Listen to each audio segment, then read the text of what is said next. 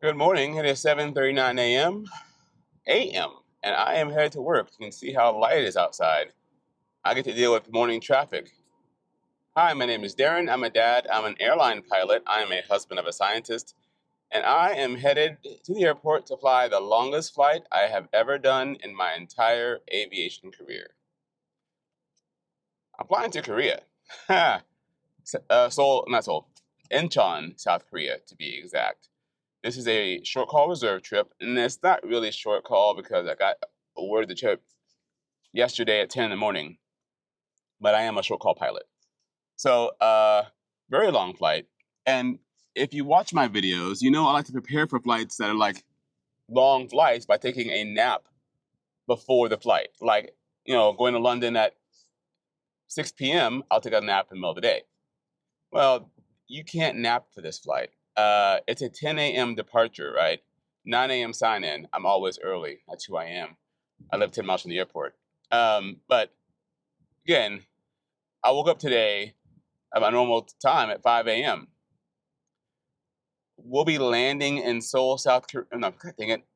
We'll be landing in Incheon, South Korea at 1:45 in the morning. Or around there anyway. Sometime around 1 in the morning. It's be a long day. Now, it's also cold in South Korea. Right now, as I drive to work, it's 54 degrees outside in North Texas, which I am cold. But when it's be like 25 degrees, 30 degrees, that's a whole different kind of cold, right? So I did pack my big, heavy airline, approved jacket. We can only wear certain pieces of uniform, and they're not all free. In fact, nothing is free except for the tie and epaulets and wings. But we only wear airline-approved uniform pieces, including winter coats. And so they just released this new winter coat that is 3 layers, a bit excessive. But I did bring 2 layers today because it's going to be in the 30s.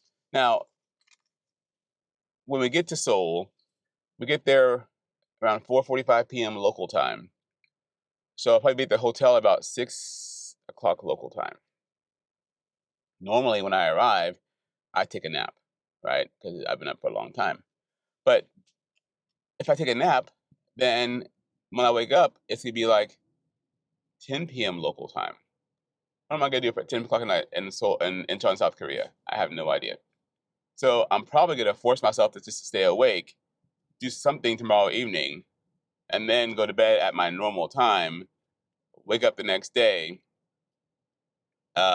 explore some more, and take another nap before our flight back to Dallas on Sunday. Yeah. But very long flight. This will put me, because right now it is the 13th of the month, also biz closed today. 13th of the month. And this trip will put me at 39 hours, I believe, for the month, having flown. So I can still fly another 46 hours for the month. I have a lot of reserve days left, so we'll see how that's going to go. But all right, almost to the airport. Seoul, God dang it, I keep saying Seoul. Incheon, South Korea. Let's go. So I've been trying to get an Incheon trip for a while, and now that I have it, I'm happy, but it did stress me out a bit. I mean, I'm gonna be spending the majority of the day on an airplane. It's way more than 16 hours between the time I'll walk on the airplane and walk off the airplane in Incheon, South Korea. There's no way to prepare for this, like rest wise. It's just you get up in the morning and you go. It's a long day, no matter how you cut it up. So, got to the airport, went through my normal door in Terminal D, cleared KCM. Again, I've had luck lately, not being randomed. And I did go downstairs to look for the captain. I did meet him downstairs. Super nice guy.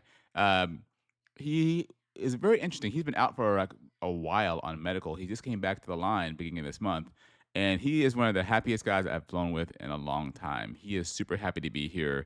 He made the trip really, really enjoyable. We discussed a few things in the crew room about what the expectations were about the trip and what his thoughts were, our routing, our fuel, and the status of the airplane. After a brief discussion, I'm like, cool, I'm going to head up to the airplane. So I went upstairs, down to the gate, down to the airplane. I did my pre-flight duties, and in my seat, got the whole flight deck ready to go. And then I met the FC. She came on board. Waited here for a little bit. She went outside to do the actual exterior pre-flight of the airplane, and then I finished the interior pre-flight.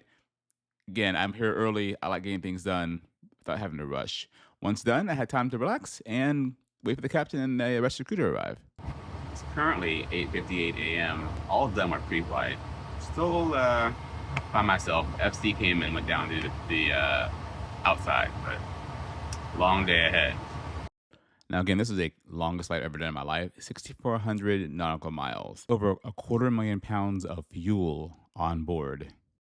We had more fuel on board and weight than an Airbus 321 can weigh at max ramp weight. It was a heavy plane. We were very heavy, over 600,000 pounds leaving the gate.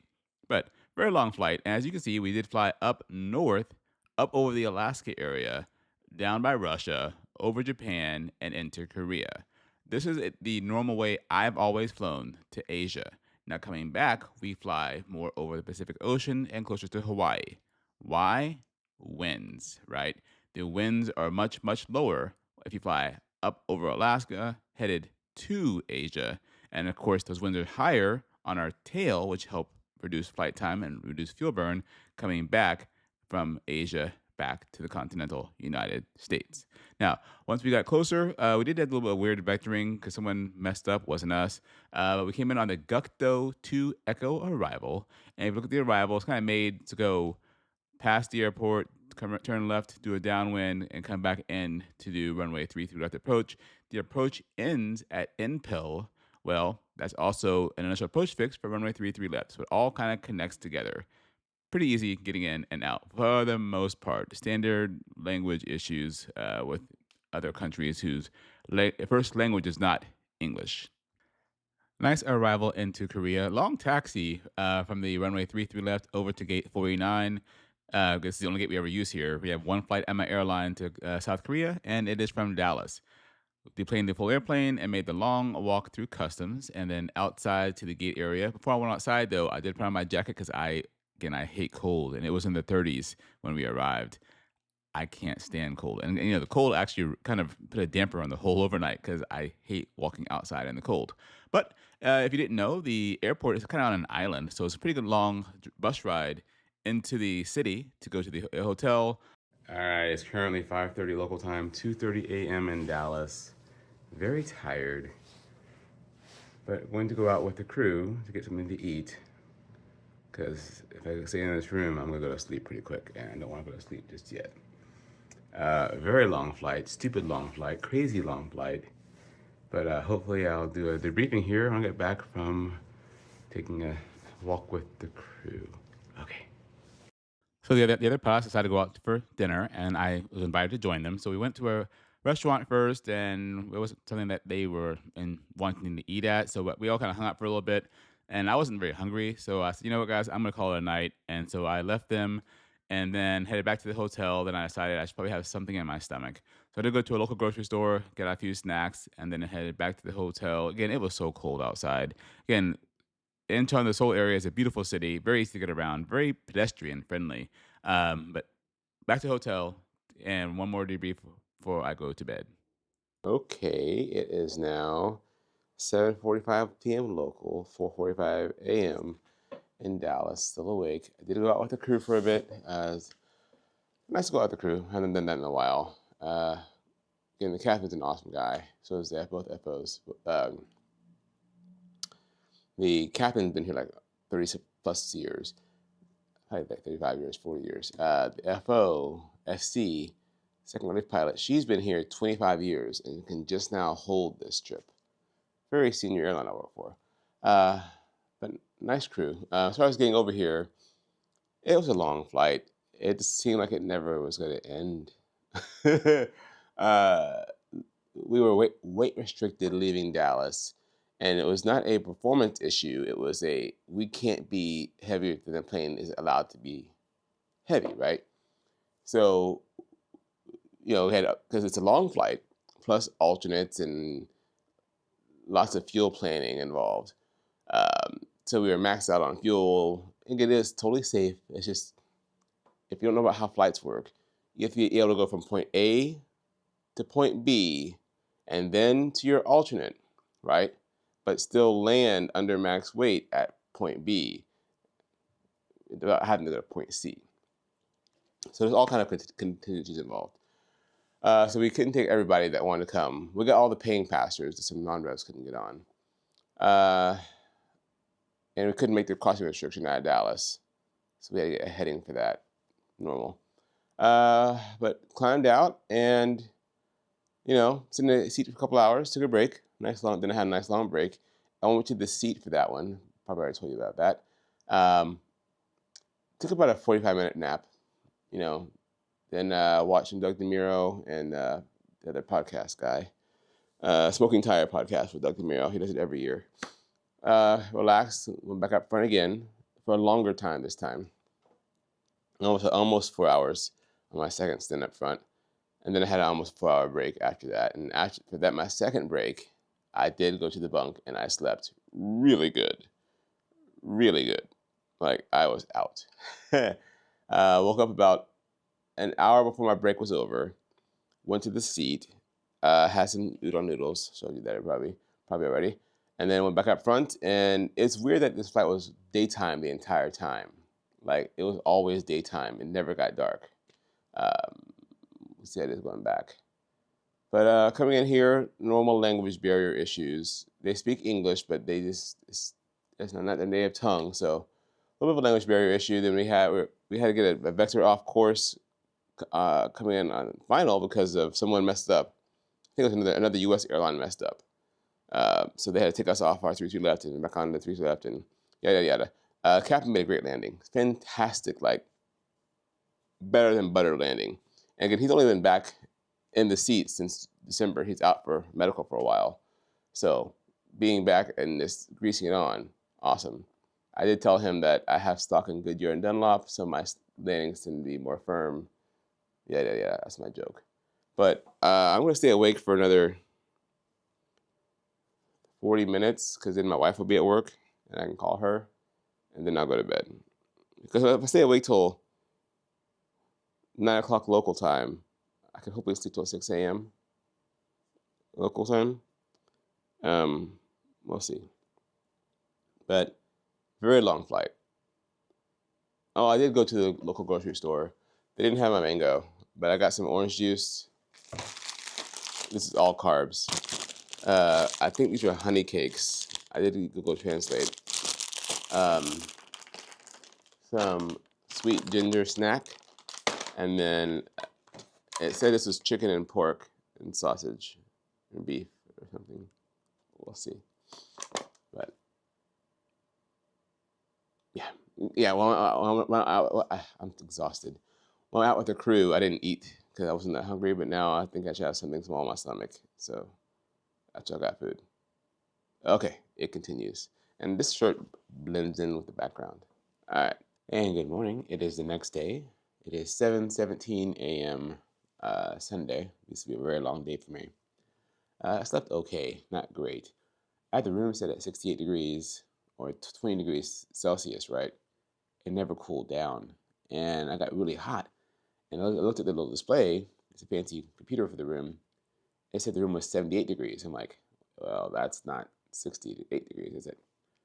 Called downstairs, and they basically told me that the hotel is set up for heat right now, not cool. They could bring me a fan or open the window. I'm like, well, I'll open the window. It's fine. I didn't know the window's opened. Took me a while to figure out how the window opened. It's a little switch up there, and just one pane will motor out. It's 28 degrees outside. Yeah. So the room cooled down very quickly, and I slept about 4 or 5 hours, maybe. Maybe 3 or 4 hours, which is fine after I woke up. So maybe about 6 hours total, which is fine because I want to sleep later on today. It's been a long day today. We leave tonight at 7 p.m. and I arrive today at 5 p.m. So long day ahead indeed. I had breakfast downstairs. Sure, I showed the video already. Maybe I'll interlace the video. That's a good idea. So I went downstairs and I was able to get breakfast free with my hotel membership. That's nice. And I think I could even get night credit, which is nice as well. But now I'm gonna play some Madden and wait for a couple hours until the city wakes up. Might go to Costco just to explore Costco in Korea. So yeah, All right.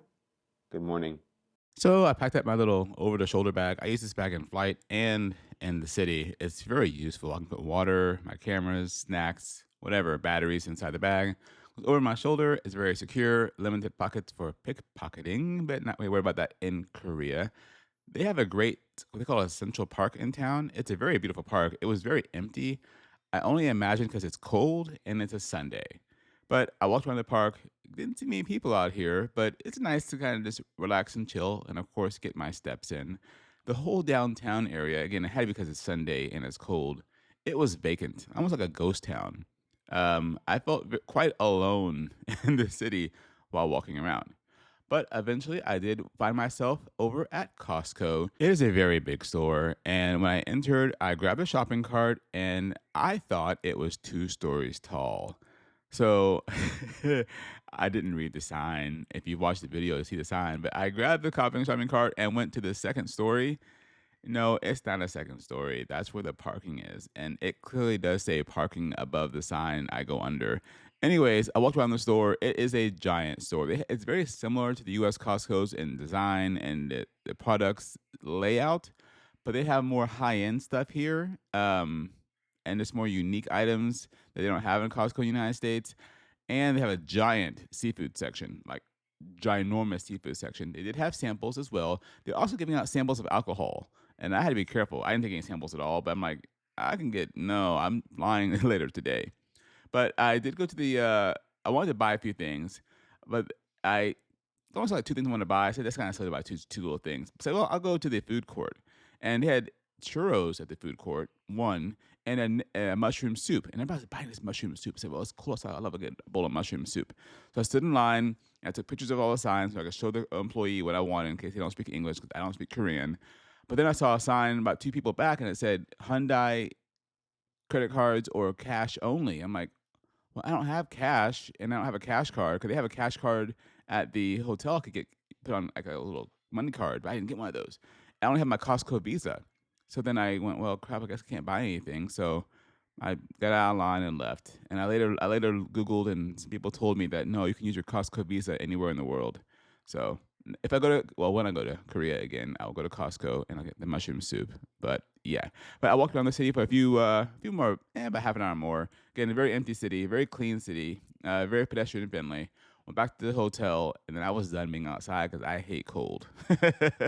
I looked for lunch, and Google Maps doesn't work here, but they have the Naver app that works. It's like Google Maps, but it's for Korea. Anyway, nothing looks great to me that was warm and close, so I ordered room service. I can count on one hand the number of times I've ordered room service in the last 17 years as an airline pilot. Didn't want to walk outside. I hate cold, so it was a little complicated doing it because I couldn't do it from the app. Like I normally can in a hotel. I had to go downstairs and talk to them. Talk to them. Oh my gosh! But this should be interesting. Um, there's the broth. Oh, I see. So it's already been hollowed out. Part of it has, not all the crab legs. The shrimp are still intact. So it's either going to be amazing or crappy. It was $15 with our discount, which I will happily pay $15 for a nice ramen to not have to walk outside in this cold. All right, bon appetit is currently an hour and 10 minutes to van time, so I have plenty of time. Plenty of time. All right. Okay, getting ready to start the longest Sunday of my life. It's around 4 o'clock local time, 1 a.m. in Dallas. It's not really the longest Sunday, but it's gonna be a long. Well, yeah, because my Sunday started 16 hours ago, right? And it's gonna go for another, good Lord, 23 hours, a 39-hour Sunday. Yeah. Uh, Incheon was okay. It'd be better if it was warmer outside. Didn't do a whole lot because it is cold outside, and I hate cold. My ramen was very good. $15, good ramen. Didn't have to go outside. The inbound is late, and they're doing their best to guesstimate what time we're leaving. Right now, it's just a 10-minute delay. It gets in at 5:15. Let's leave at 7, which you think that's plenty of time, but and it gets in at 5:15. You have to get 270 people off the airplane, clean the airplane because they've been on the airplane for 15, 16 hours. They make lots of mess. Recater the airplane, and then get us on board and plus all the gas on board. There's a lot. Well, we'll have less fuel because it's a 3 hour shorter flight, but there's a lot to turn in a 777. But again, 10 minutes late. We'll see how it goes. Unfortunate because I know we have at least two commuters on board. I think everybody commutes but me. Everybody commutes but me. So, um, yeah, longest flight ever here. I didn't feel as tired as I did in Japan, and I think it's because of the break times. Because when I went to Japan as a pilot, I flew once, and then I was at FB once. But regardless, because I had a 3 hour and change break on the way here right before landing, I had a good nap in, so I wasn't so exhausted. Um, but I still say Europe, then Asia, and then South America as far as how our current flight times go and how tired I am. I'm the most tired with South America, even though it's closer to my time zone at home. It's because of the time we're flying. If you ever wanted to know that answer to that question that no one ever asked, but uh, go pack up the room, head downstairs. I'm always 10 minutes early, and head to the airport. All right. Now, before I leave the room, I'll show you this little computer that they use for the whole room. Like it has AC, lights. Um, it has lots of stuff. It's next to the bed. It's very convenient. It's very accurate, even for the thermostat. So that's kind of neat. But I gave the room a good once, twice over to make sure I don't forget anything. Headed downstairs to the bus. That's one thing different about wide body is we mostly get on buses versus in the narrow body world, we got a lot of vans. But we're a crew. It's a big crew. It's 8 to 9, well, 8 to 11 flight attendants, depending on the length of flight and what kind of airplane we're on, and 3 to 4 pilots. So it's a good group of us getting to and from the airport. But the airport is giant. It's very modern, very nice, very easy to get around. And the security though was a little bit weird, just because it seemed very rushed. It's very automated, but it just seemed like a little bit disorganized. But still better than London. Cleared security, and because the plane came in late, we had plenty of time to explore. So the flight attendants and a few of the pilots went to this one duty-free store to look for some special creams they have. I don't know. That's not my thing.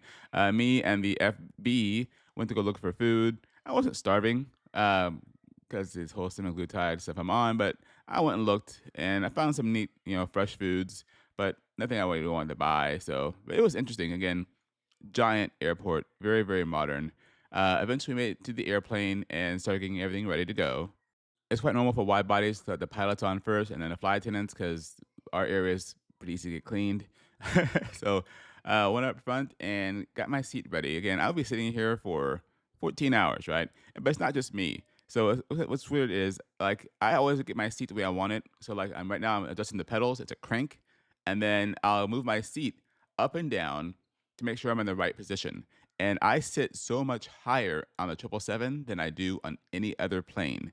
I feel like the yoke is in my lap versus on the CRJ, it was almost at my chest level.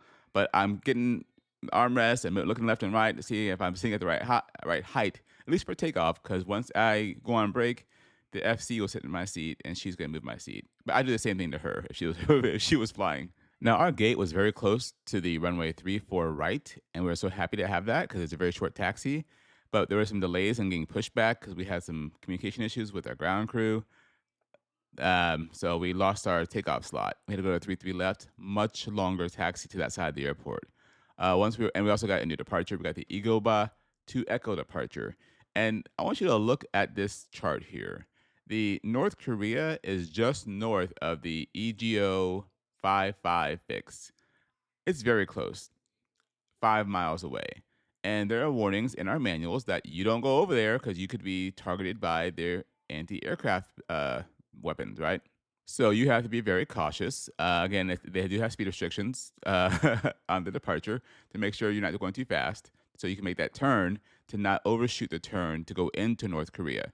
Now, again, it's just 5 miles between that fix and the North Korean airspace. So you don't want to go over there. Again, we have warnings in our manuals about flying in that area.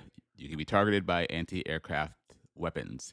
So on normal takeoff roll, once we climbed up, I flew by hand So just prior to that turn, turned the autopilot on, and then we had a nice long flight back to DFW.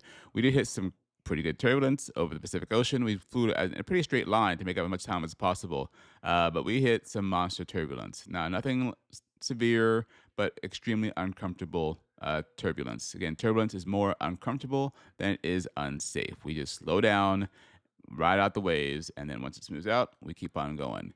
Also, over the ocean, when we got closer to Hawaii, we're using a computer to talk to air traffic control. So to see how the ride is, how turbulence is, we talk to other aircraft on it's 1, 2, 3, 4, 5 is the frequency we use. And so we're asking other aircraft, hey, anybody have turbulence on this track or near this fix or near this longitude latitude fix, right? We're trying to figure out where the bad rides are. So that's something we do quite a bit to see what's up ahead and report to others what's going on to us. Now we came in on the Victory arrival, and that means we're going to land on the west side of the airport, most likely. That's where we park. And I had planned on a 1-8 right arrival. Winds were right down the runway almost. No, we got assigned 1-3 right. And on this arrival, you have to be cognizant of that because the arrival changes at a certain fix if you get 1-3 right. This is my first decent crosswind in the 777. I haven't had that many. This plane is much easier to land in a crosswind than other airplanes are. It's so big, giant rudder, and I was nervous about making a smooth landing, but I had many compliments on how smooth my landing was. Again, landing in a crosswind, you perform better than you do, and I do anyway, than landing in a nice, beautiful day, calm winds.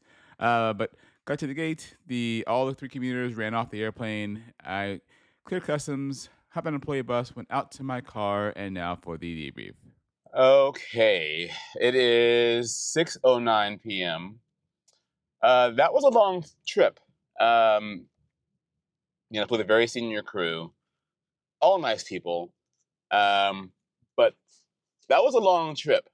My normal 3-day on the 777 is London, right? It's 19 hours of flying, 9 hours there, 9 hours back, a little change. I guess it's 9.5, whatever it is. It's 19 hours and change trip, gate to gate line. And I'm not complaining, by the way. I'm just stating the obvious facts.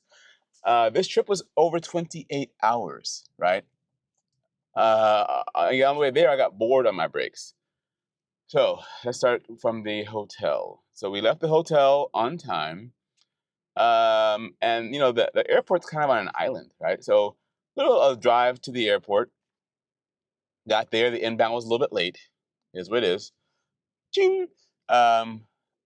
Nice terminal, clear security, very nice security people, cleared customs right away. Then I kind of walked around for a bit just to explore the airport, because if I'm going there again. Wasn't really hungry, because semaglutide thing. I mean, yesterday I ate breakfast, it was free, and then I had that ramen, and that was good for a long time. Eventually walked down to gate 49, boarded the airplane first, because they couldn't let the flight attendants on because they were still cleaning. Sat in my seat, started getting everything ready, and I wasn't, no big rush because I knew we were going to be delayed. And eventually, we boarded all up. We were again weight restricted, and it's just a fuel thing, man. Alternates along the way, and alternates here. It's unfortunate. We have leave behind some non-revs. We weren't even full with every seat full. We had a lot more cargo coming back than going there. A lot more cargo. Anyways, my takeoff, and I'm sure I mentioned this, but because of the demilitarized zone, the North Korea is right there, right on the departure. I'm stopped. North Korea is right there on the departure, right? I'm like, you know what? Even though the wind's blowing out of the west, and if I shallow my turn, the wind will blow me east, which is away from the danger zone. It was most prudent to use the autopilot. Autopilot is exact as far as that turn goes. So I turned the autopilot on, climbed out, nothing spectacular. Got handed over to Tokyo. The FBFC went back on their brakes. All brakes were equal on this one, no long and short. And yeah, we're up front until we are out over on the non-radar environment area. Went back for my first break. I did go to the bunk right away because I'm like, hey, Me and Cam were both ready for our break. Like we were ready for break. So my head hit that pillow and I was out. Slept for a good hour and 40-ish. Used the restroom, came back in, slept another hour.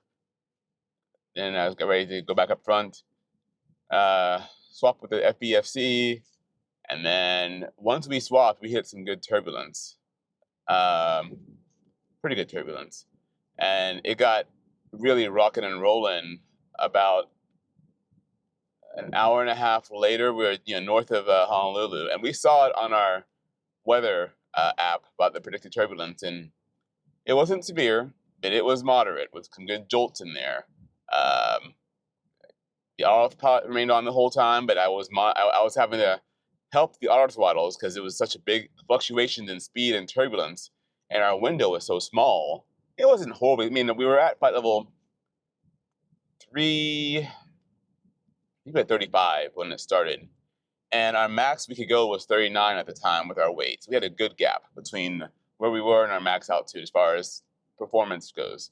But I was helping the throttles quite a bit, helping the plane, and the plane autopilot was moving and shaking.